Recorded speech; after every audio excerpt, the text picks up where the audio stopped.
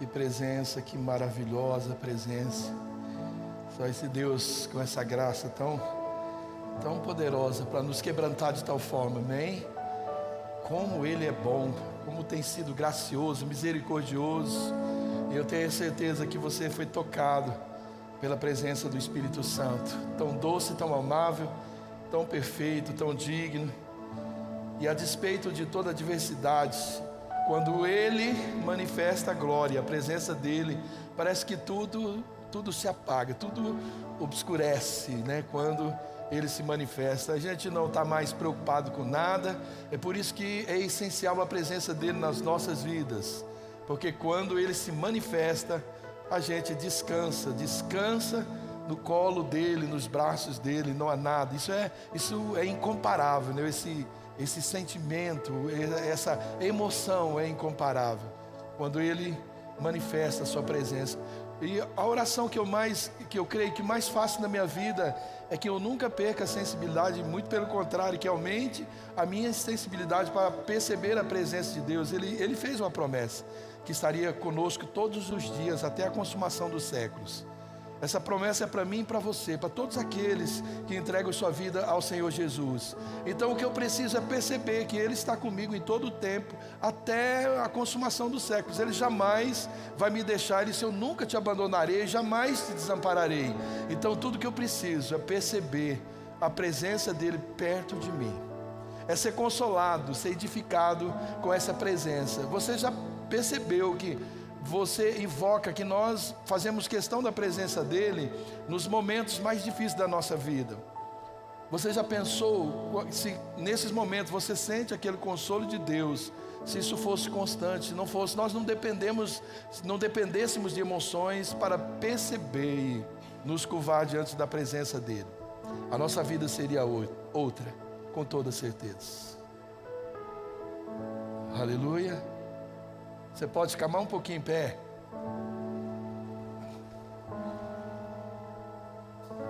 Levante suas mãos. Perto quero estar,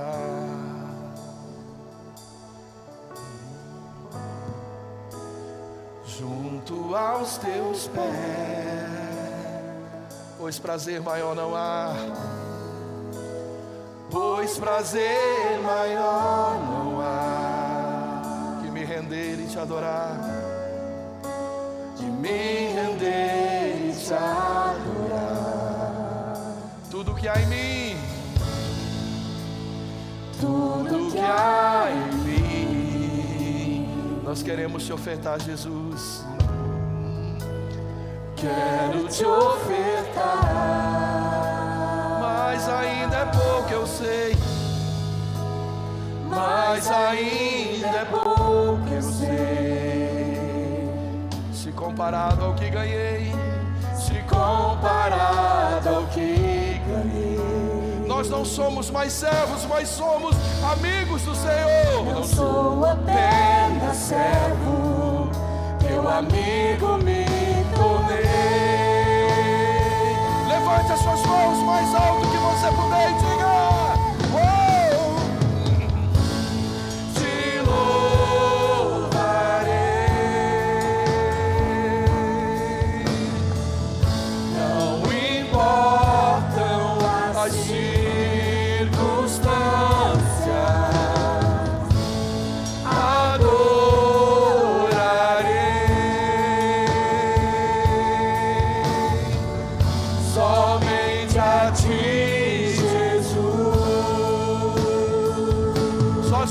agora perto quero estar. E os homens louvem ao Senhor. Os homens em intercessão, ore por suas esposas, ore pelas suas filhas, ore pelos seus filhos, pela sua família. Pois prazer maior não há que me render e te adorar. Os homens, tudo que há em mim, tudo que há em mim, queremos te ofertar. Mulheres, intercedam. Quero te ofertar, sim, amado nosso, mas ainda é pouco, eu sei. Se comparado ao que ganhei, não sou apenas servo, meu amigo me tornei. E todos cantam, te louvarei, oh justo de Sião, te louvarei.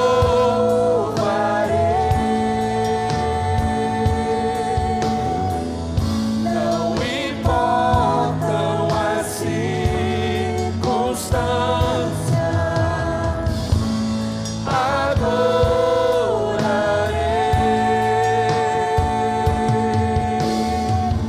somente a ti, Jesus, eu te louvarei, te louvarei.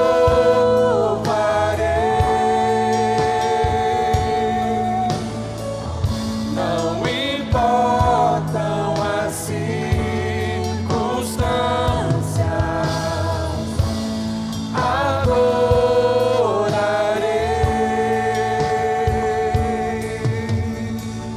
somente a ti, Jesus. Somente a ti, Jesus. Somente a ti, Jesus.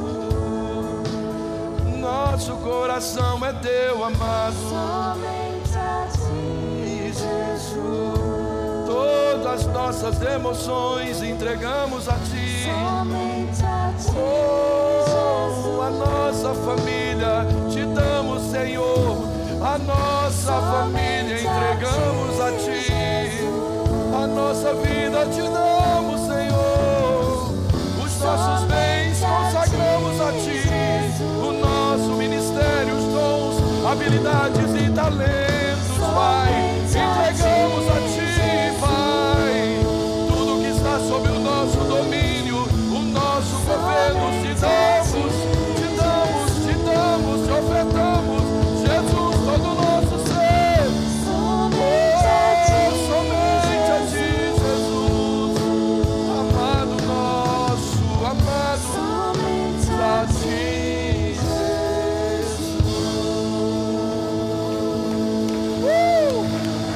Ele é digno, Ele é digno, Ele é digno, Ele é digno.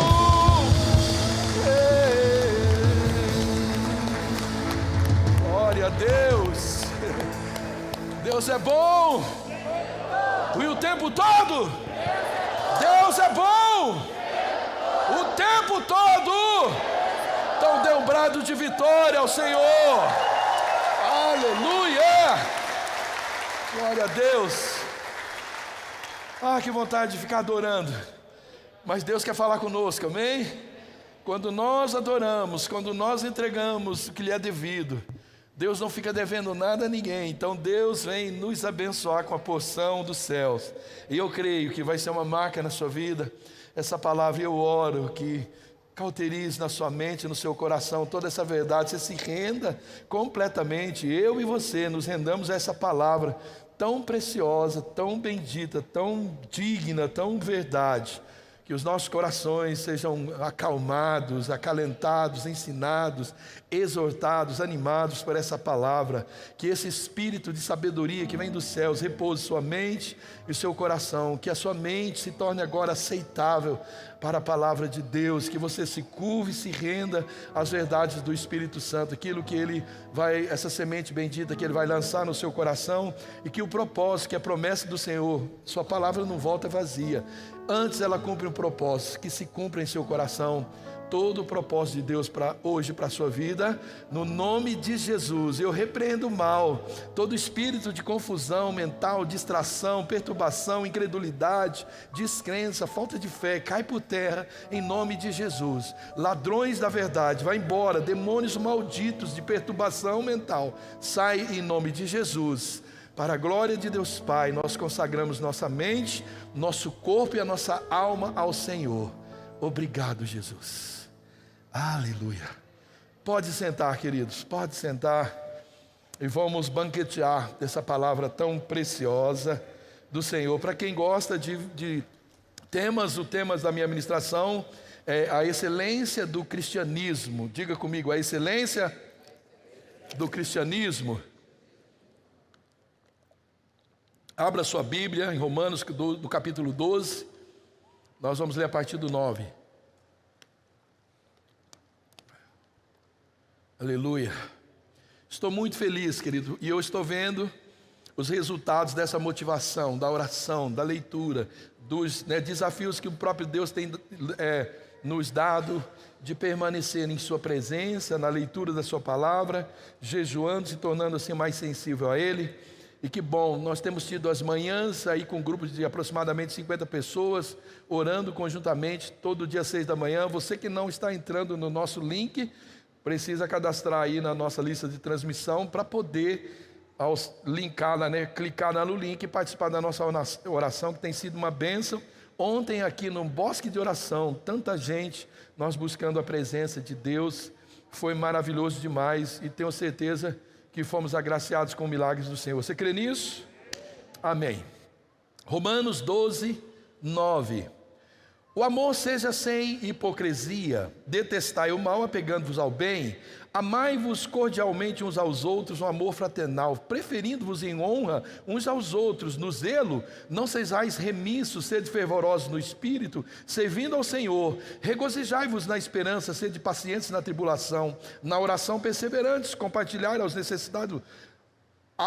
necessidades dos santos, praticai a hospitalidade, abençoai o que vos perseguem, abençoai, não vos amaldiçoeis, alegrai-vos com os que se alegram e chorai com os que choram, tende o mesmo sentimento uns para com os outros, em lugar de seres orgulhosos, condescendei com o que é humilde, não sejais sábios aos vossos próprios olhos, não torneis a ninguém mal por mal, esforçai-vos por fazer o bem perante todos os homens, se possível, quando depender de vós, tende paz com todos os homens, não vos vingueis a vós mesmos, amados, mas dai lugar à ira, porque está escrito, a mim pertence a vingança, e eu é que retribuirei, diz o Senhor.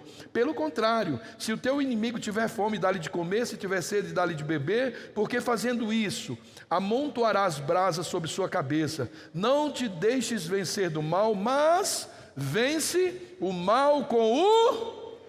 Aleluia, glória a Deus. Querido, raramente, que eu me lembre, essa é a terceira vez que eu ministro expositivamente, ou seja, que eu vou usar de um texto, ou parte de um texto, os versículos de um texto, dentro de um contexto, eu vou destacar a verdade que cada um desses textos contém por si só. Quando na minha leitura diária eu me deparei no meu devocional diário com essa leitura, essa porção das Escrituras, me saltou aos olhos esse texto que eu acabei de ler, e são tantas verdades que eu não resisti em ministrar essas verdades, para que juntos, nesse mesmo entendimento, compreensão, nessa mesma unção, esse mesmo ânimo que o Senhor me deu, eu quero repartir, para que nós cresçamos juntamente no mesmo nível, no mesmo propósito. E com certeza, ao final, querido, dessa exposição, se a gente conseguir assimilar e aplicar um pouco disso nas nossas vidas, nós vamos nos tornar hoje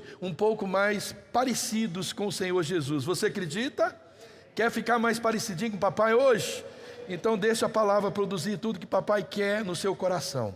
Querido, quando a igreja ela entender o seu propósito aqui na terra, o propósito que é transmitir para fora desse contexto, essa é a noção, é a ideia de igreja, ir para fora. Quando ela entender essa ideia de transmitir para fora a imagem daquilo que ela se assemelhou, ou seja, a pessoa do Senhor Jesus, então viver isso que nós lemos não será mais para nós um grande desafio, mas será uma alegria e um grande prazer. Então, nós não vamos falar mais do cristianismo como algo difícil da gente viver, mas como a única opção para a humanidade. Quando nós falarmos do Evangelho, a gente vai entender que não há como comparar, não há uma disputa, não há nada, não há nenhuma demanda, porque o Evangelho é a essência de tudo aquilo que a humanidade precisa. Quando essa comparação com a vida que o mundo oferece não mais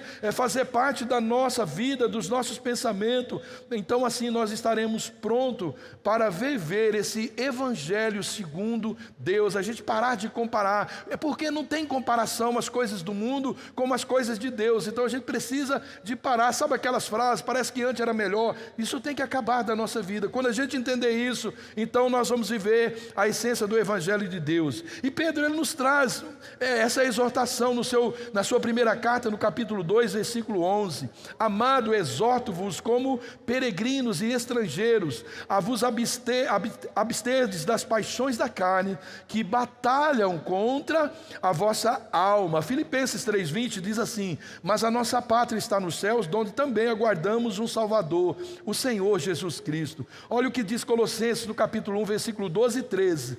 Dando graças ao Pai que vos fez idôneos para participar da herança dos santos na luz, e que nos tirou do poder das trevas e nos transportou para o reino do Filho do seu amor. É esse evangelho que nós vivemos, irmãos e irmãs. Nós somos cidadãos dos céus. É lá, e não é nesse mundo a nossa pátria, a nossa casa. De fato, querido, nós já fomos sim cidadãos desse mundo, mas agora nós não somos mais cidadãos desse mundo. Nós somos cidadãos do céu. Nós fomos libertados desse reino e agora nós somos cidadãos, nós somos filhos do reino, do Filho do amor de Deus, e como consequência disso, nós nos tornamos estrangeiros para esse mundo. Nós somos agora estranhos para esse mundo.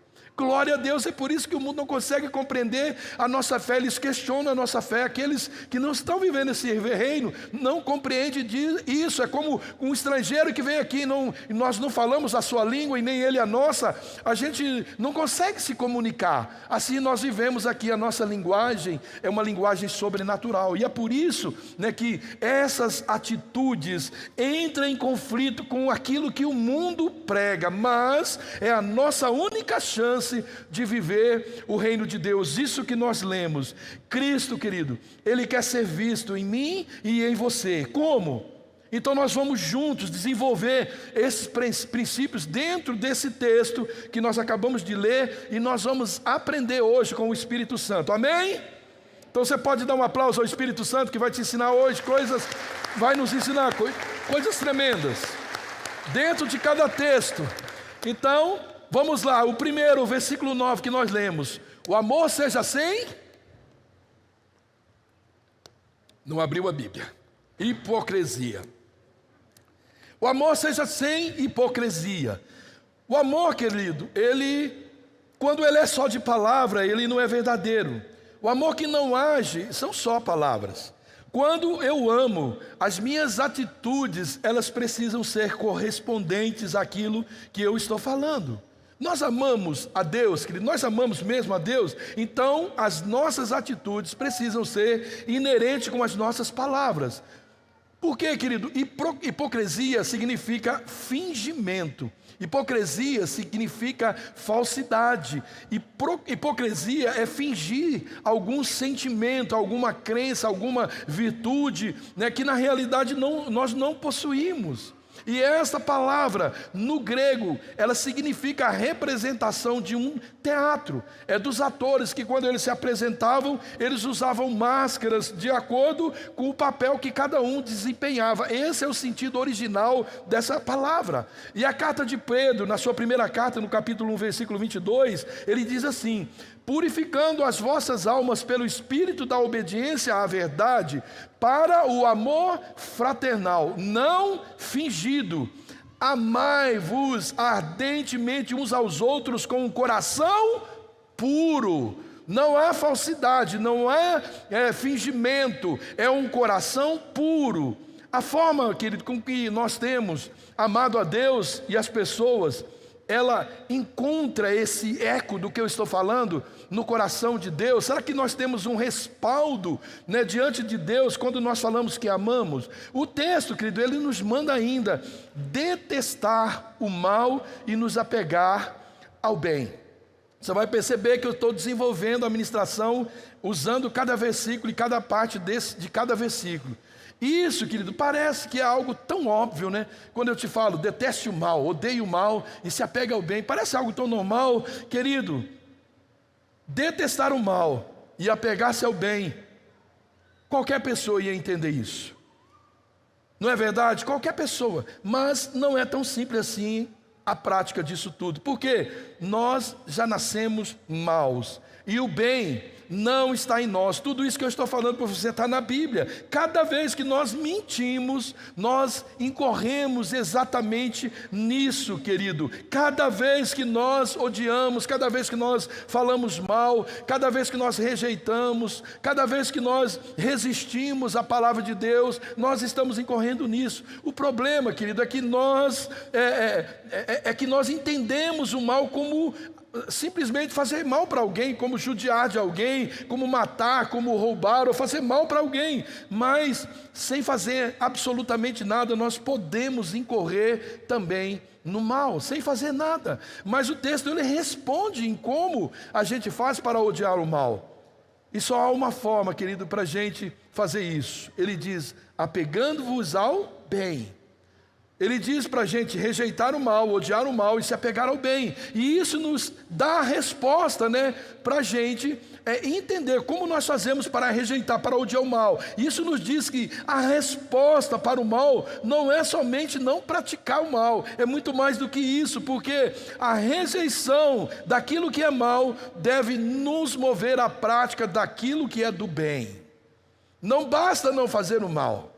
Além de não fazer o mal, nós precisamos fazer o bem. Não basta a gente fazer o mal não fazer o mal para a gente ser um bom cristão. Não, a gente precisa fazer o bem para a gente ser um bom cristão. E a dinâmica do reino de Deus não é não fazer o mal. A dinâmica do reino de Deus é fazer o bem. Fazer o bem enquanto puder, fazer o bem a todos, em todo o tempo, enquanto puder. Essa é a dinâmica. Não é não fazer o mal. O desejo de fazer o bem, eu te pergunto, tem te afastado do que é mal? Até que ponto, querido, nós estamos na prática do que é mal? O mal ainda faz parte da nossa vida. O texto ainda nos manda no versículo 10: amai-vos cordialmente uns aos outros no amor fraternal. Como? Ele mesmo responde: preferindo-vos em honra uns aos outros. Na tradução da Nova Versão Internacional, na Bíblia, NVI diz: dedique-se uns aos outros com amor fraternal, preferindo dar honra aos outros mais do que a si próprio. E eu acho, querido, que Paulo, ele adiciona mais aí um ingrediente, e esse ensinamento, quando ele fala sobre isso lá no livro na carta aos Filipenses, no capítulo 2, versículo 3, ele diz assim: nada façais por contenda ou por vanglória. Ele está dizendo, não é para fazer nada para ficar se elogiando, e não precisa se tentar provar através de discussão que nós somos os bons. Não, nós não precisemos provar nada a ninguém. Ele diz: considere os outros superiores a si mesmo. Ele diz: faça tudo. Nesse versículo ele diz de Filipenses 2:3, façam tudo, mas façam por humildade, cada um considerando o outro superior a si mesmo.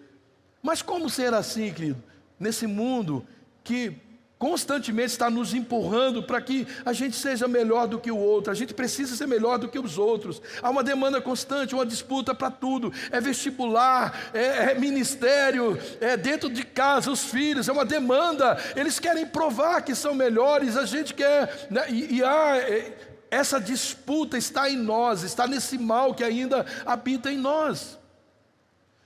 Sabe, querido, há umas coisas que a gente ouve e a gente acaba falando: você tem que ser o melhor, você precisa mostrar, sim, você precisa mostrar que você é o melhor, senão você nunca vai vencer na vida. E quem já não ouviu frases como essa: nem que eu tiver que passar por cima, custe o que custar, não vou ficar nunca por baixo. E usamos até uns textos bíblicos: Deus me fez por cabeça e não por cauda, então vamos humilhar porque nós somos cabeça. Então estão umas coisas ainda no nosso coração, na nossa alma, que precisa acabar. Essas coisas pertencem ao mundo. A palavra de Deus está nos dizendo: nada façais por contenda ou por vanglória, mas por humildade. Cada um considere os outros superiores a si mesmo. Eu sempre digo, né? Quem pergunta sabe mais do que quem sabe, porque quem se pergunta sempre está se humilhando, dizendo: eu preciso aprender. E tem gente que se aperfeiçoa no assunto, ele é tão bom que ele usa somente aquilo que ele sabe, dentre tantas coisas que ele poderia saber perguntando, ele usa para humilhar as pessoas. Nós, como cristãos, não podemos fazer isso, porque ninguém sabe tanto que possa ensinar tudo a todos, e ninguém é tão burro, é tão insábio, insano, que não possa ensinar nada a alguém. Sempre quando perguntamos, nós adquirimos, através da humildade, esse conhecimento. Então, faça tudo, querido, sem contenda, não faça por vanglória, mas por humildade. Considere que o outro sempre tem alguma coisa para te oferecer. Prefiram dar honra aos outros mais do que a si próprio. Isso tem sido, querido, uma verdade nas nossas vidas. E eu continuo, o versículo 11 diz: no zelo, não sejais remissos. O que é remisso? Lento, vagaroso, preguiçoso, indolente. A ideia original da palavra remisso é trazer para trás, é puxar para trás, é manter estagnado, nem é estagnado, é ir para trás. E no Evangelho, né, de João, no capítulo 1, 2,17, nós vemos essa expressão: o zelo da tua casa me consumirá. Isso foi a respeito de Jesus dito. E isso tem um grande significado, querido. Foi naquele momento em que Jesus, ele esteve ali, expulso aqueles vendedores do templo, porque eles estavam negociando, ali virou um comércio de trocas de moedas, de vendas de animais, para facilitar a adoração. E o zelo pela adoração, né, essa atitude de Jesus, sem dúvida, tinha um objetivo de resgatar esse verdadeiro sentido da importância que aquele templo de adoração tinha para a oração, para a adoração e para esse encontro com Deus, junto com os sacrifícios ali que eram feitos de animais, que aqueles homens estavam vendendo. Quando Deus disse que era de uma forma para fazer, eles estavam usando aquilo como um comércio, e nós vemos isso nos dias de hoje, que rouba toda a adoração do povo. E Jesus estava dizendo: o zelo, né, por sua causa, o zelo pela adoração, o zelo pelo sacrifício, o zelo pela adoração ao Senhor, isso me consome. Quer dizer, eu nunca vou concordar de fazerem da minha casa um comércio, de fazer da minha casa algo para se obter fama, vantagens. Eu nunca vou aceitar isso, e nós precisamos ter isso no nosso coração. Como está isso na nossa vida, querido?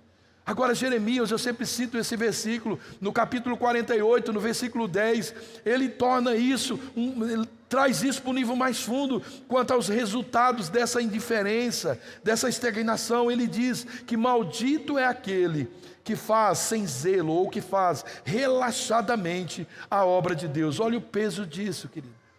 Traz uma maldição quando nós somos remissos, quando não somos zelosos para com a obra do Senhor. Como nós não seremos remissos e sim zelosos? O próprio texto vai respondendo. Ele diz: sede fervorosos no Espírito, servindo ao Senhor. Sede fervorosos no Espírito, servindo ao Senhor. Todo serviço, querido, na obra do Senhor, ele precisa ser feito no fervor do Espírito. O nosso Espírito precisa queimar por aquilo que nós estamos fazendo. E nós fazemos isso quando nós colocamos o nosso coração. Isso só acontece, esse fervor, quando nós colocamos o nosso coração. Porque o nosso zelo, ele vai estar sempre onde está o nosso coração. Se o nosso coração não estiver nos interesses de Deus, então nós não faremos isso jamais com o fervor do Espírito. Paulo está dizendo, para que a gente seja zeloso, e para ser zeloso, nós temos que fazer a obra no fervor do Espírito. O coração da gente queima, querido, quando nós amamos o reino de Deus, a ponto da gente não aceitar de forma nenhuma a ideia de não servirmos a Ele. E a pergunta para todos nós: como você tem servido ao Senhor? Você tem servido com amor, com zelo, ou remisso, atrasando o reino, empurrando para trás, ao invés de adiantar o reino, empurrar, impulsionar o reino de Deus, porque o reino de Deus vai através de mim e de você, porque Ele está dentro de nós, o reino de Deus está dentro de mim e dentro de você, e nós é que impulsionamos, nós é que vamos, por isso que tem que ser no fervor do Espírito, não é na carne, é no Espírito. Mas como eu vou estar nesse zelo do Espírito, se o meu coração não está nisso, não há como fazer isso. E vamos continuar. O texto ainda diz no versículo 12: regozijai-vos na esperança.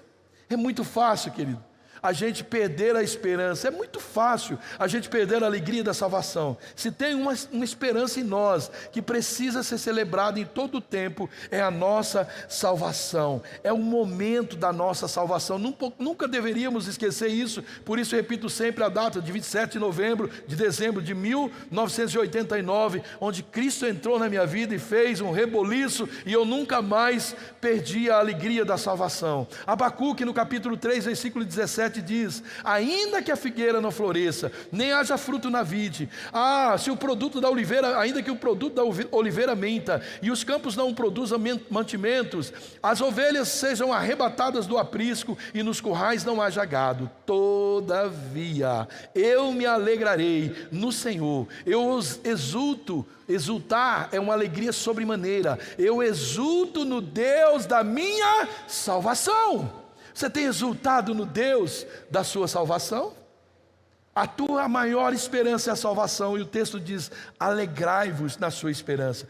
Esse profeta Abacuque, ele nos lembra que a alegria da salvação não se baseia nas nossas conquistas aqui nessa terra, nesse mundo. Ele está dizendo: ainda que eu perca tudo na minha vida, assim como foi com Jó, eu ainda eu me alegrarei no meu Senhor. Ainda que essa esperança, elas sejam genuínas, não se compara às nossas esperanças aqui nos contextos natural, elas sejam boas e genuínas, elas não se comparam nessa esperança no que está por vir. Esperança, ainda que de modo genérico, ela precisa ser renovada e ela precisa ser celebrada para não cair no esquecimento.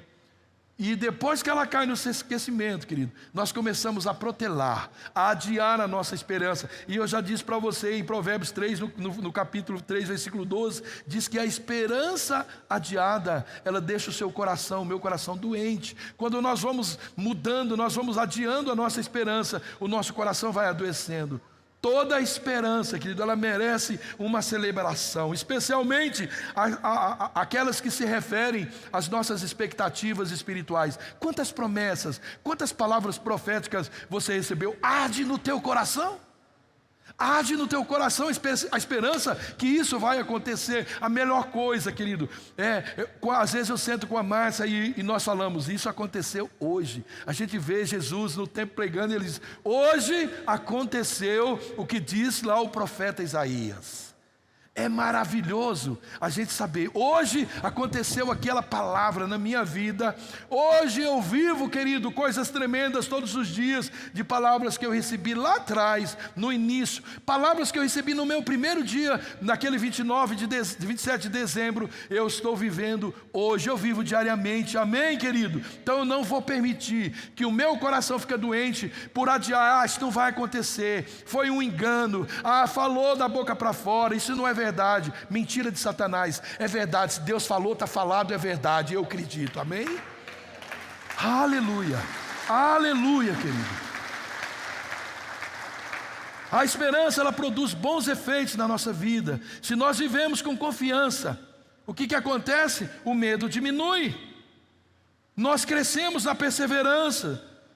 Quando nós temos esperança, nós nos tornamos mais alegres.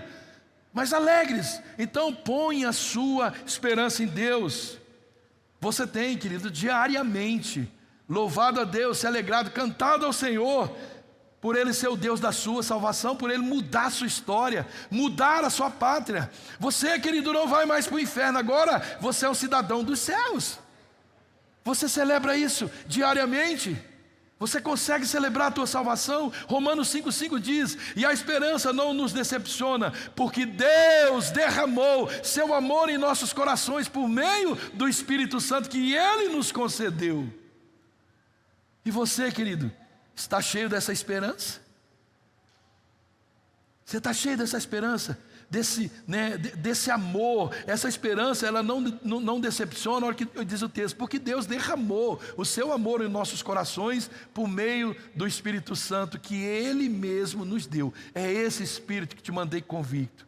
Ainda nesse mesmo versículo diz: sede pacientes na tribulação. Essa palavra, querido, às vezes quando nós falamos, ela causa arrepios em nós. Mas o significado dessa palavra, tribulação, ela pode até nos trazer algo bom. Sabe o que é a tribulação? No original, ato de prensar. É o ato de prensar.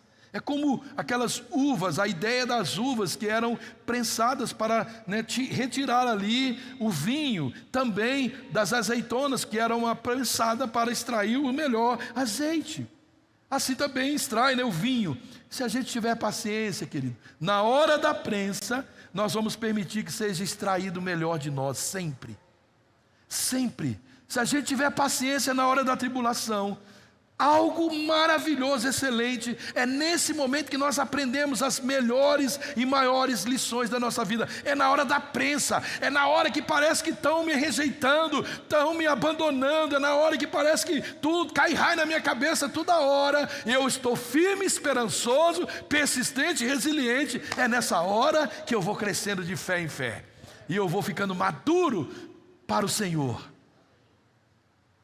O destaque desse texto, querido, é a paciência na hora da prensa. E o conselho é, na hora da tribulação, espere um pouco mais para tomar qualquer decisão. Conte mais um pouco, se é 1000, vou levar isso para 2000. Muitos, queridos, eles tomaram decisões totalmente precipitadas nessa hora, e aí acabam vivendo e vivem até hoje debaixo de culpa, de acusação, de condenação. Saibam, querido, toda a tribulação pode nos levar à maturidade. Depende de como nós reagimos a ela. Paciência ou impaciência? Como que nós reagimos? Com afobação ou com calmaria? Como você reage, querido, quando você está sendo prensado, quando você está sendo atribulado? Porque às vezes, querido, nós somos terríveis. O Espírito Santo está nos atribulando, prensando para algo, e nós estamos chamando ele de demônio. Eu não aguento mais a tribulação. O diabo resolveu, o tribuloso, nós até chamamos ele de tribuloso, né? Não, querido, tem hora que Deus permite a gente passar pela prensa. Jesus passou pela prensa, a ideia do que Jesus passou é prensa, para extrair o melhor. Eu e você precisamos de ser prensado, porque há algo em nós que só vai ser visto, só vai aparecer, as pessoas só vão experimentar se a gente for prensado. Só vai sair essa essência do Senhor através dessa prensa. E a respeito da oração, qual o conselho que o texto nos aponta? É perseverança. Ele diz: na oração, perseverantes. Na oração, perseverante. Uma das passagens mais interessantes, querido, sobre a oração, a gente encontra lá em Atos, no capítulo 12. Você começar a ler entre o versículo 1 e o versículo 25. Nela nós vemos que o inimigo ele levanta, como sempre, para derrotar. Sempre foi isso e nunca vai mudar, para derrotar a igreja. E nesse mesmo capítulo, no versículo 1 e 2, ou de 1 a 3, a gente vê ali que Herodes, quando era o rei Agripa, ele foi usado por Satanás para perseguir a igreja. E nesse tempo foi que ele matou Tiago, o irmão do apóstolo João. E não satisfeito, Herodes, ele pretendia matar Pedro, e ele, bonzinho, dizendo que era bonzinho, vamos esperar a Páscoa, né? Vamos esperar a Páscoa, se sou tão religioso, né? Às vezes nós incorremos esse erro, vamos esperar algo, vamos esperar a quaresma, vamos esperar não sei o quê, vamos não sei o quê, nós inventamos umas coisas para parecer mais bonito o que queremos pecar. Depois a gente bota uma cinza na cabeça, está tudo certo, a gente paga uma trezena, uma novena, uma bizena, sei lá o que mais, e está tudo certo. Era isso que Herodes: eu mato o Tiago, irmão do João, Pedro, você fica lá esperando que passou a Páscoa, você não escapa. Mas o que aconteceu? Nós estamos falando de ser perseverantes na oração.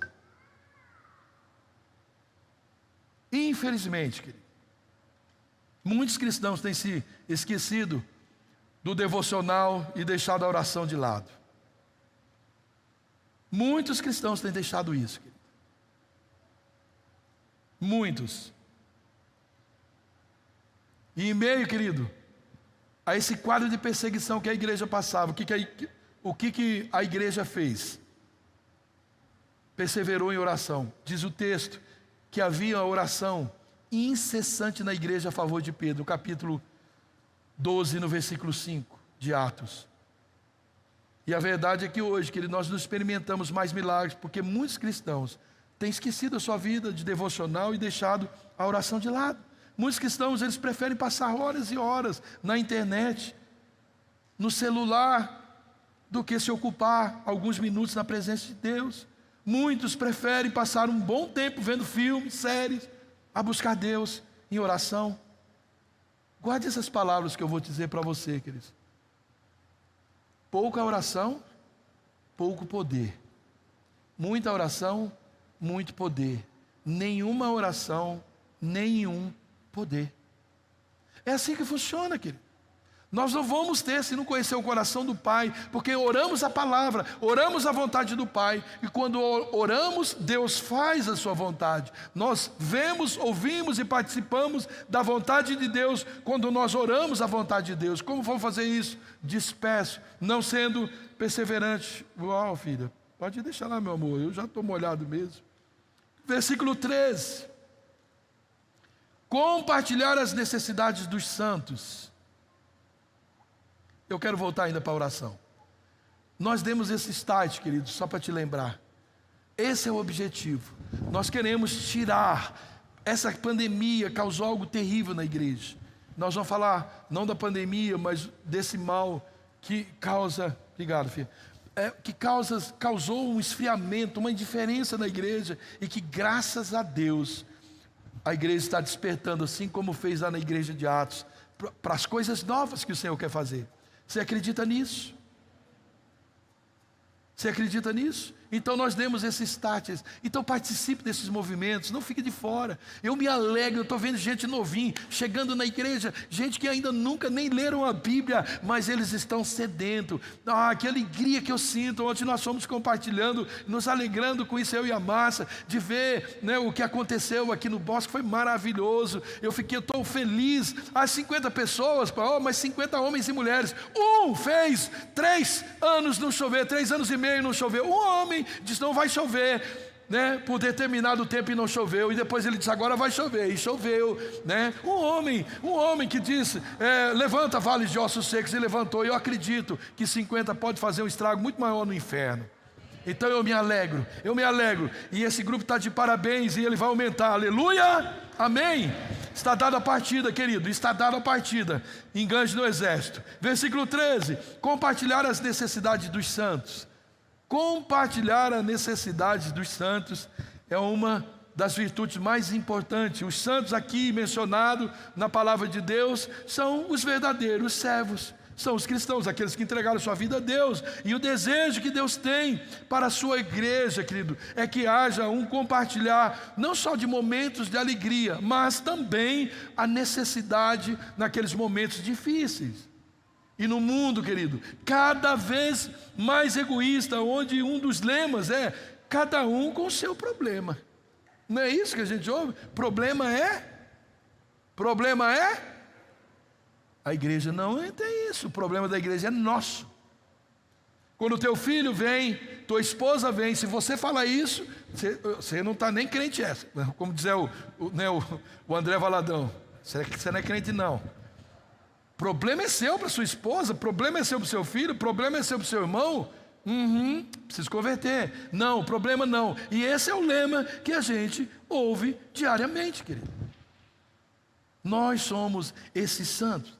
E o desejo que Deus tem para nós é que haja esse compartilhar. E nesse mundo cada vez mais egoísta, que se implanta esses ditados, a necessidade dos outros, elas precisam ser encaradas não com fingimento, como se elas não existissem. Aqui dentro tem muitas necessidades, muitas. No entanto, Deus ele não aceita, querido, esse comportamento na vida dos teus filhos, jamais. O início da igreja, que nós narramos alguns versículos lá em Atos, ele mostra claramente essas virtudes de compartilhar as necessidades dos santos de uma forma bastante prática. Olha o que diz Atos 2, 44, 45. Todos os que creram estavam juntos, eles tinham tudo em comum, vendiam suas propriedades e bens, distribuindo o produto entre todos, à medida que cada um deles tinha uma necessidade. Uau, querido, olha aqui, que coisa maravilhosa. Ah, pastor, você quer que a gente vende tudo? Se você quiser e Deus falar, amém. Se não falar, glória a Deus, porque não vendendo você tem para repartir. Essa é a vontade de Deus, não é que você dê tudo que tem,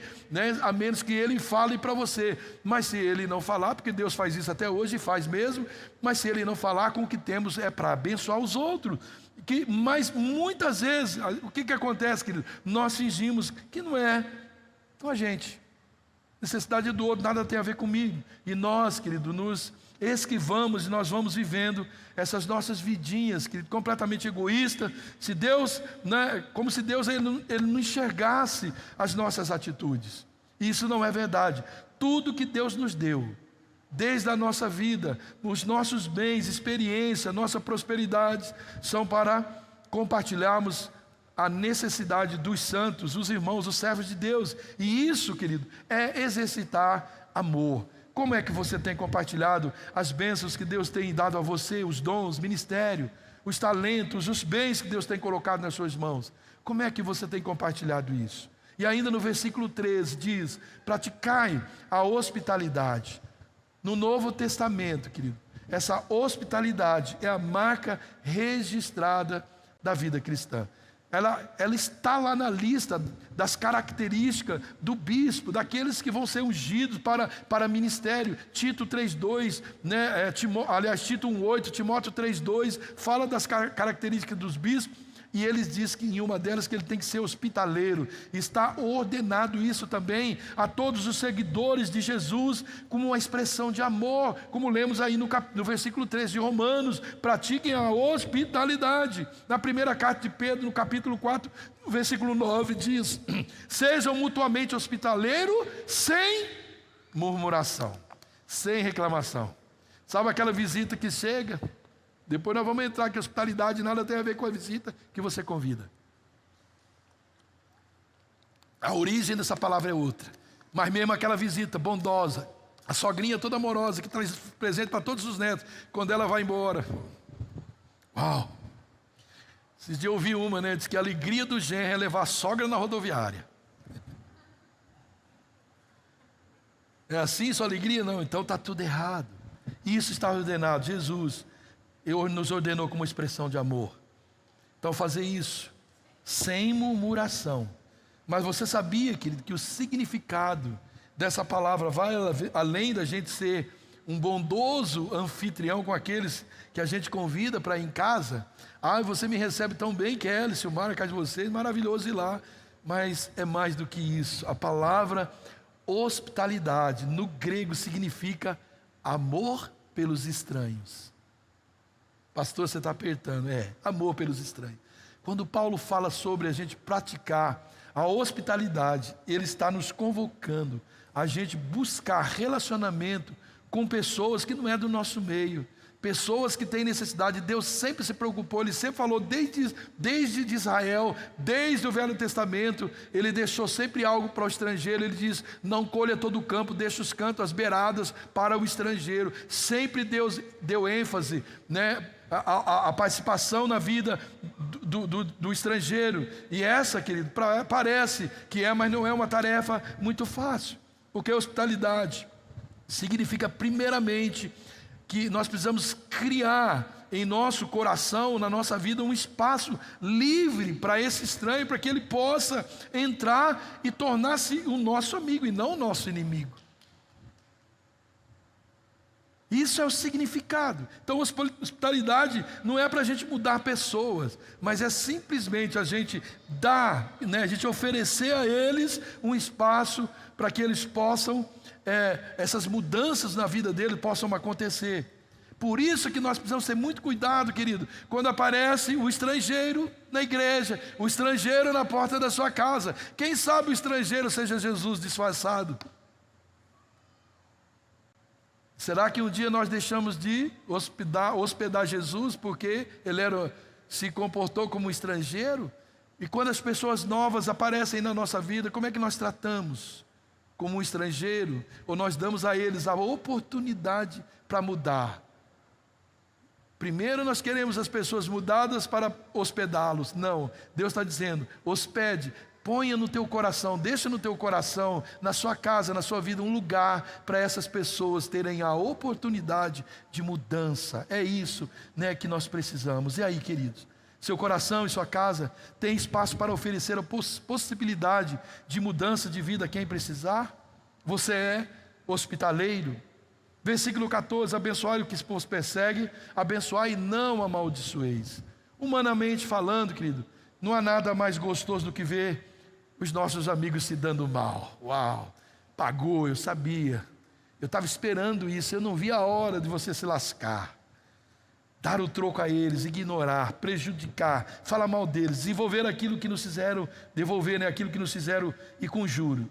Essa é uma atitude bem comum e quase até instintiva de cada um de nós. Eu disse que o mal, nós viemos desse meio, o mal tenta tomar as nossas emoções, a nossa forma lógica de pensar, e deixar bem claro que se alguém nos prejudica, querido, de alguma forma, ele tem que sofrer por isso. E se possível, a gente tem que sentir o gosto, né, o gostinho da vingança. Quantas pessoas eu ministro, quantos irmãos, quantas crentes eu ministro com essas coisas no coração, querendo rir, saborear da desgraça do inimigo que de alguma forma lhe fez algum mal. Por isso, talvez isso seja uma das virtudes mais difíceis da gente praticar em todos os tempos, querido. Talvez essa seja a virtude mais difícil, abençoar os nossos inimigos. Muitos, querido, mesmo sendo cristãos, eles parecem querer ignorar aquilo que a Bíblia nos diz, julgando mesmo que talvez seja impossível. Eu não consigo, ouvimos isso, não é verdade? Eu não consigo perdoar, eu não consigo aceitar, eu não consigo conviver com essa pessoa, eu não consigo me relacionar. E Jesus, querido, ele aborda isso profundamente, esse tema. Ele diz: ame os seus inimigos e orem por aqueles que vos perseguem. Mateus 5,44.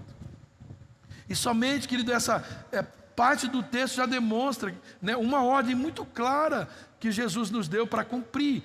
E, no entanto, Jesus ele aprofunda ainda mais os seus argumentos, seus mandamentos, dizendo: se vocês amarem aqueles que os amam, que recompensa vocês receberão? Isso é Jesus que está falando. Até os publicanos. O publicano era a pior espécie da época. Ele está dizendo, até os publicanos fazem isso, amar o que amam eles. E se vocês saudarem apenas os seus irmãos, o que estarão fazendo demais? Até os pagãos fazem isso. Mateus 5, 46 e 47. E se não tem virtude em amar quem te ama, dar presente para quem te presenteia, levar comida para quem te convida para ir em casa, hospedar quem te convida para, né, ir para a praia com ele, para passar uns dias, que virtude há nisso? Não há virtude nenhuma. Deus não vê isso como virtude. Isso é bom e não é para deixar de fazer, mas a outra parte tem que ser feita. Fica claro, querido, que Deus deseja de nós uma postura diferenciada, né, da nossa parte com relação aos amigos que nós temos. Jesus, ele não deseja de nós uma postura igual da maioria, mas uma postura diferenciada, né, e que nos destaca da maioria. Que as pessoas olhem, isso é diferente. É diferente. Não há nada que eu possa fazer que ele me rejeite, me odeie, fale mal de mim. Está sempre falando bem, sempre falando bem. Já viu a história da mulher que o endemoniado, né, o diabo chegou falou assim: ó, aquela mulher não fala mal de ninguém. Ele falou: eu vou fazer ela falar, vou encurtar a história para não demorar. Aí o cara chegou, depois de tentar tanto, falar tanto de pessoas que ela, né, que possivelmente ela não gostava, né, de pessoas que tinha feito mal para ela não falava mal. Aí o cara chegou e falou assim: e o diabo, o que você acha dele? Ele falou: ó, sujeitinho persistente. Mas nem do diabo ela falou mal.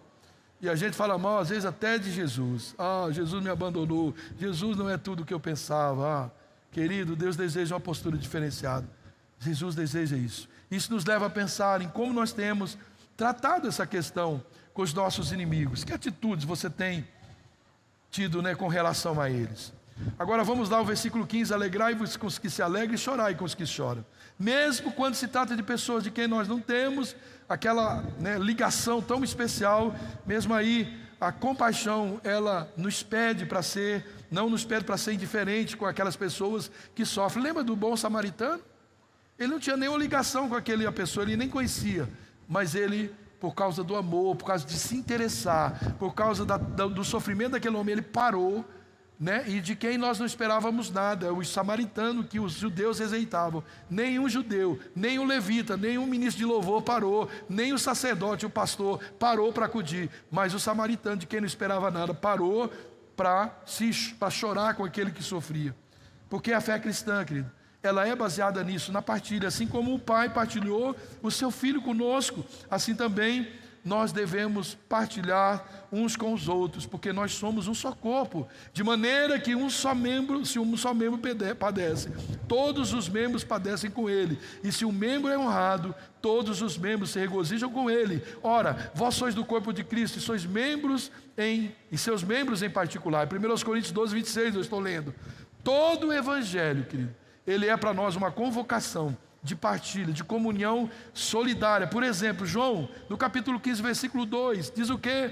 Amai-vos uns aos outros. Olha o que diz Efésios 4:2, suportai-vos uns aos outros, orai uns pelos outros, exortai-vos uns aos outros, edificai-vos uns aos outros, sujeitai-vos uns aos outros, saudai-vos uns aos outros, consolai-vos uns aos outros, perdoai-vos uns aos outros, recebei-vos uns aos outros, falar a verdade uns aos outros.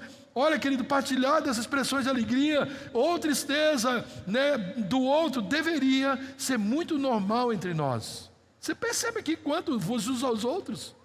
Tudo a gente tem que fazer vos uns aos outros. Não é com a gente, não se trata de mim, não sou eu, é a igreja, é o meu corpo, o meu corpo. Eu, quando assisto, quando eu partilho, eu estou abençoando o meu próprio corpo, querido. E é por isso que o texto continua nos ensinando e nos encorajando. Tende o mesmo sentimento uns para com os outros, em lugar de seres orgulhosos, condescendei com o que é humilde, não seja sábio aos próprios olhos, não tornei mal por mal, esforçai-vos fazer o bem perante todos os homens. Se possível, quando depender de vós, tende paz com todos os homens. Não vos vingueis a vós mesmos, amados, mas dai lugar à ira, porque está escrito: assim pertence a vingança, eu a retribuirei, diz o Senhor. Pelo contrário, se o teu inimigo tiver fome, dele te comer, se tiver sede, dá de lhe beber, porque fazendo isso amontoarás brasas vivas sobre sua cabeça. Agora vamos subir um pouco mais o nível. Não vai embora não, amém? Quem está sendo ministrado? Percebe que eu estou correndo um pouco, quero fazer você beber tudo. Versículo 21. Não te deixes vencer o mal, mas vence o mal com o bem. O que acontece sempre, querido, que nós ligamos a nossa televisão, que às vezes abrimos jornal, que nem quase mais acontece, ou ligamos o celular, né, para ouvir alguma informação que pode nos ajudar a prosseguir nesse mundo tão turbulento. O que é que acontece? Na grande maioria das vezes, nós somos bombardeados com todo tipo de notícias ruins que nós podemos imaginar. Raramente, querido, os jornais, telejornais, ou qualquer outra mídia, eles transmitem essa mesma forma, da mesma forma ou na mesma intensidade, com a mesma intenção, as notícias boas, né? De uma forma que nos edifica e que pode nos ajudar a enfrentar aí o nosso cotidiano, como a gente tem passado dias, sim, ruins, mas essa não é a história da nossa vida. Geralmente, nós, o que acostumamos ver, ouvir, ler nessas mídias são, na maioria absoluta das vezes, são notícias que podem desestruturar aí totalmente a nossa mente e contaminar o nosso coração, nossos pensamentos, nossas emoções, até mesmo as nossas crenças. Nós estamos sendo bombardeados nesses dias diariamente, ou seja, essas notícias, né, como elas se dão todos os dias. A gente abre ou liga né, para ver alguma coisa, só fala de crise na economia, que entrou em recessão, a violência aumentou, a inflação é a maior dos últimos anos, desemprego não para de crescer, o mundo está em guerra, fala dos recursos naturais que vão acabando, que o mundo vai acabar, que o futuro que nos espera é sombrio. São tantas coisas, querido, como essas, que a gente vai desanimando. Embora essas notícias elas sejam reais, o problema é a forma como que nós recebemos, né? Ou a forma que elas são, que criaram um pacote e elas são entregues todos os dias para nós. E esses pacotes aí de informações, quando elas são lançadas, querido, na nossa mente, elas são como bombas. E isso acontece porque esses veículos de mídias, eles precisam gerar um impacto muito forte para que sejam suficientes para manter as pessoas ligadas. Alguém já disse, né, que notícia boa não dá ibope, não vende jornal, e isso, infelizmente, é uma verdade. E aí, o que eles fazem? Nos bombardeiam com tudo isso. A grande maioria das pessoas se alimentou disso aí, que eles estão passando por problema. Se alimentam tanto tempo com isso, que já não querem mais receber nenhum tipo de informação. E qual é o problema disso? O problema, querido, é que quando nós ficamos expostos por muito tempo a esse tipo de informações, nós acabamos gerando, né, em nosso coração pensamentos, sentimentos, nós geramos emoções, crenças. É aquela, sabe, ilusão tão nociva que o mal parece que está vencendo, não é isso? A gente fica perturbado, parece que o mal tem mais força do que o bem. Nós começamos a acreditar nisso, que o bem está enfraquecendo. Porque as notícias boas, elas são poucas e elas são diluídas num monte de notícia absurdamente nociva para as nossas vidas. É uma noticinha boa, dada meio escabrolamente aí, no meio de uma notícia tão elaborada de má, né, uma coisa ruim. Com isso, acaba criando, querido, no nosso interior, uma falsa realidade do que o mundo, né, está em ruína completa. E aí, querido, em um número cada vez maior de pessoas, até mesmo os crentes, os cristãos, esse panorama acaba desenvolvendo aí quadros terríveis de ansiedade, depressão. Pode desencadear nisso, até numa crise de pânico. Só para dizer poucas coisas, tudo no meio de um monte que pode acontecer. É isso que nós temos visto tanto e tratado. A grande, querido, verdade aqui é que a maioria das pessoas não está mentalmente ou emocionalmente preparado para ouvir notícias, né, esse bombardeio diário de notícia tão ruim como tem acontecido nesses dias na nossa vida. E por não estar preparada para isso, também não consegue lidar com essas reações no seu interior, e isso produz algo terrível nas suas mentes e no coração. A outra consequência terrível disso, eu estou te falando um alerta, porque eu sei que você passa por isso, eu passo por isso. A outra consequência terrível é que surge, né, por causa disso, crenças, né, de que as forças do mal, elas são mais poderosas do que a do bem. E isso ocorre quando nós assumimos e aceitamos essa banalização do mal. Parece que o mal é tão comum, é normal. Os outros dão um tiro no outro, isso é normal, acontece todo dia. Você já ouviu isso? Matou, acontece todo dia. Roubou, né? Acontece todo dia. Esse dia roubaram 2 cadeiras da minha varanda lá, cadeira que eu lia a Bíblia, né? Até assistia os jornais pelo WhatsApp ali, eu gosto dos pingos dos is, pelo celular. Roubaram a cadeira, eu nem fiquei tão sem graça, porque acontece direto. Olha como é que os limites que a gente chega. A gente começa a entender que o mal é comum, quando na verdade todo cristão sabe que isso não é verdade. O mal é uma abominação, e todo aquele que teme o Senhor, ele aborrece o mal, ele não aceita o mal, ele acha que o mal, ele sabe que o mal é algo anormal. Está escrito, o temor do Senhor é aborrecer o mal, em Provérbio 8,13. Então nós precisamos aborrecer o mal, não aceitar, orar e contra ele. Gradativamente, muitos têm pensado, né, ou passado a acreditar nessas virtudes do bem, como bondade, generosidade, abundância e até mesmo o amor. E por esse motivo também que está escrito, por se multiplicar a iniquidade, o amor de muitos se esfriaria. Lá em Mateus, no capítulo 24, versículo 12.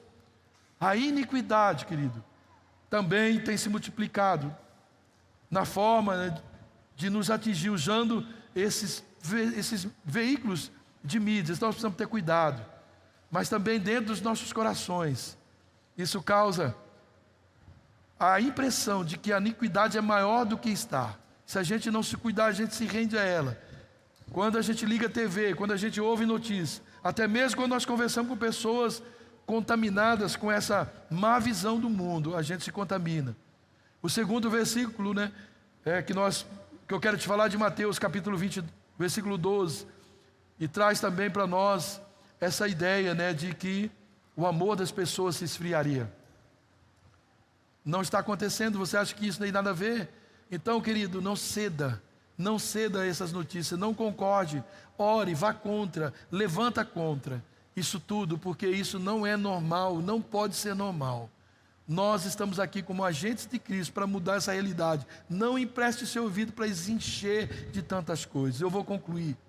Então você pode perguntar para mim, como fazer para não se contaminar com essas má notícias e não criar uma visão má, né, da vida? E nós cristãos também, nós precisamos nos informar para buscarmos conhecimento. Como fazer isso aí? É muito simples. Existe para isso também um ensinamento bíblico. E ele responde essa pergunta. Provérbios 4:23.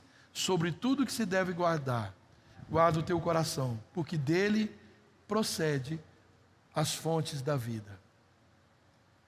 Então não fica ficcionado nessas notícias.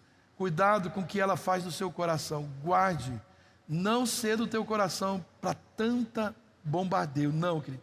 Nós devemos cultivar uma nova forma de a gente consumir essas informações. Qual é? Protegendo o nosso coração contra todo esse ensino, né? Ou a favor desse ensino aqui de Provérbios 4:23, né? Guardar o coração é proteger os pensamentos, é proteger os seus sentimentos, suas emoções, suas crenças, né? De toda essa influência nociva, maligna do mundo que estão sendo bombardeados. Nós somos responsáveis, eu e você, nós somos os guardiões do nosso coração. E isso significa não permitir de maneira alguma que esses pacotes diabólicos de tragédia, desordem, violência, corrupção, escassez e todo tipo de informações más, elas sejam empurradas, querido, goela abaixo das nossas vidas. Não permita isso. Cristãos, eles analisam as coisas e aproveitam apenas aquelas que são boas para a sua edificação.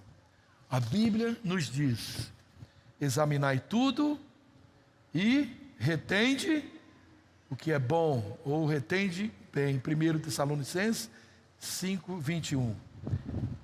Seja esperto, examine tudo. Querido, eu quero crer. Longa, mas eu creio que essas palavras edificou sua vida. Amém? Amém? E eu quero, querido, orar com você. Eu sei que de tantas coisas, né, tantos ensinamentos e tantos princípios falados, talvez você não consiga agora lembrar, mas a Bíblia diz que o Espírito Santo nos fará lembrar de todas as coisas. Tudo aquilo que você precisar lembrar, certamente o Espírito Santo vai lembrar você, e você vai, tudo aquilo que for necessidade sua, Ele vai te lembrar. Se você está aqui, querido, e o Espírito Santo falou com você, você está passando, às vezes, por esses temores das últimas palavras que nós falamos, você tem sido atormentado, você tem ficado depressivo, você tem ficado assustado, inquieto, ansioso com tudo que está acontecendo no mundo, você tem medo que o mal, que esse mal toque você, você está preocupado com seus filhos futuramente, existe uma preocupação genuína, um cuidado, vamos melhor dizendo, genuíno, mas o que passa disso, não pode, você tem que ter uma esperança, uma paz que excede esse entendimento, esse bombardeio do mundo, senão nós vamos cair nesse erro, nós vamos ser vencidos por essa depressão, essa opressão do inimigo. Não, querido, não permita isso. Existem muitas coisas boas para você pensar, existem tantas coisas maravilhosas para você inculcar. Ocupe a sua mente. Se existe alguma coisa boa nisso, é que você tem que pensar. Se existe algo de bom em tudo que eu compartilhei, deixa isso tocar o seu coração. Há tantas coisas boas que a igreja oferece, não a igreja como instituição, mas o corpo de Cristo. Tantas coisas que nos são oferecidas, que a gente não pode se ocupar, perder tempo com tantas coisas ruins. Faz assim, menos. Fala, menos de mim, menos do mundo, mais de Cristo. Amém? Essa é a vontade dele. E eu quero profetizar, feche os teus olhos, que o seu coração seja uma estação onde Deus quer estar. E que você seja aquele condutor da vontade de Deus, dos princípios da palavra de Deus. Que o seu coração seja ocupado pelos os interesses do Espírito de Deus. Que você seja movido, que você seja dirigido pela vontade do Pai. Que a expressão do seu coração, da sua fala, que a expressão do seu rosto exale a expressão de Cristo, o rosto de Cristo, a face de Cristo. Que todas as suas ansiedades e preocupações, elas venham ser eliminadas pelo poder da palavra de Deus. Que você se ocupe em pensar nas coisas do alto, não nas coisas da terra. Que o seu coração se alegre com aquilo que Deus é e com aquilo que Deus faz.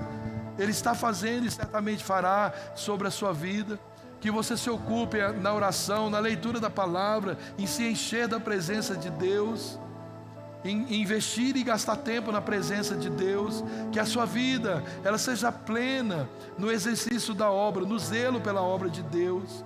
Que você seja perseverante na oração, que você abomine o mal, mas que você ame o bem, que você não só deixe de fazer o mal, mas pratique aquilo que é bom. Que você seja resiliente nas dificuldades, que você seja um homem, uma mulher valente, e que não para, que prossegue, que não puxa o reino para trás, mas que leva o reino adiante, que faz esse reino crescer e ser visto. Que você seja a luz para esse mundo tão obscuro, tão escuro, tão cheio de trevas. Que você seja um ponto de equilíbrio, de direcionamento. Que vidas possam chegar a você para hospedar e você receber, abrir o seu coração e gerar nele espaço para que eles possam conhecer a Cristo. Que você dê tempo a esses hóspedes para conhecer. Que a sua vida ela seja aberta para o estrangeiro, para até mesmo o inimigo. Você tem essa facilidade em orar, em interceder, em servir aqueles que te faz mal. Eu oro pelas nossas vidas, todos nós, que tenhamos essa consciência de que nós fomos gerados em Cristo para as boas obras. E em nome de Jesus, que essas palavras se cumpram no meu e no seu coração. Eu te abençoo para frutificar a luz do Espírito, para você gerar vidas naqueles que estão mortos, para você ser luz e direção para aqueles que estão perdidos, para que você dê sabor, porque você é o sal da terra, que você dê tempero na vida das pessoas, que você conserve o padrão de Deus na vida das pessoas. Você seja esse padrão onde eles possam encontrar as virtudes de Cristo, em nome de Jesus. Que você tenha saúde física, saúde mental e espiritual, que você seja equilibrado para exercer todo o propósito de Deus. Eu te abençoo, que você seja árvore frutífera, que o Senhor se encarregue de podar, não para te destruir, mas para que você dê mais frutos para a glória de Deus Pai. Em nome de Jesus, eu te abençoo, em nome de Jesus. E se você recebe essa oração e essas palavras proféticas, dê um aplauso bem forte ao Senhor.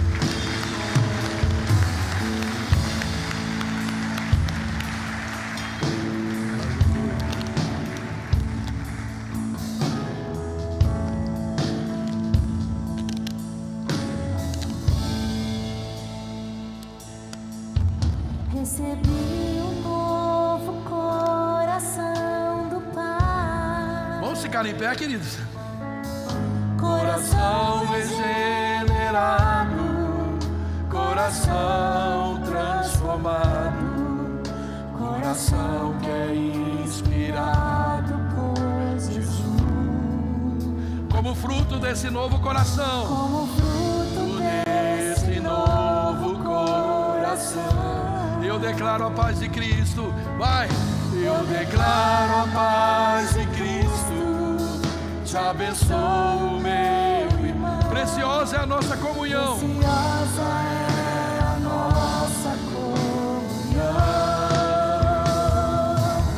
Somos corpo e assim bem ajustados, totalmente ligados, unidos, Vivendo em amor. vivendo em amor, uma família, Vivendo o compromisso. falsidade, vivendo a verdade, expressando a glória do Senhor, uma família, vivendo o compromisso, No grande amor de Cristo. grande amor de Cristo. Eu preciso de ti, querido. Diga ao seu irmão. Precioso és para mim, querido irmão. Eu preciso de ti, querido irmão. Precioso és para mim, querido irmão. Vamos cantar todos bem forte novamente essa canção. Lembra que essa canção não é para Deus, é para o irmão. E louva a Deus quando nós cantamos. Há salmos que não são canções para o Senhor, mas são canções exaltando feitos e obras que homens fizeram para Deus. Então essa é uma canção que nós falamos com o irmão e Deus está recebendo como uma expressão de adoração. Não há nada mais agradável para o Senhor que os irmãos vivam em união. Amém? Então vamos lá. Recebi um novo coração do Pai. Bem forte. Coração regenerado, coração transformado, Coração que é inspirado por coração Jesus. que é inspirado por Jesus. E como fruto desse novo coração, Como fruto desse novo coração, eu declaro a paz de Cristo. eu declaro a paz de Cristo. Eu te Te abençoo,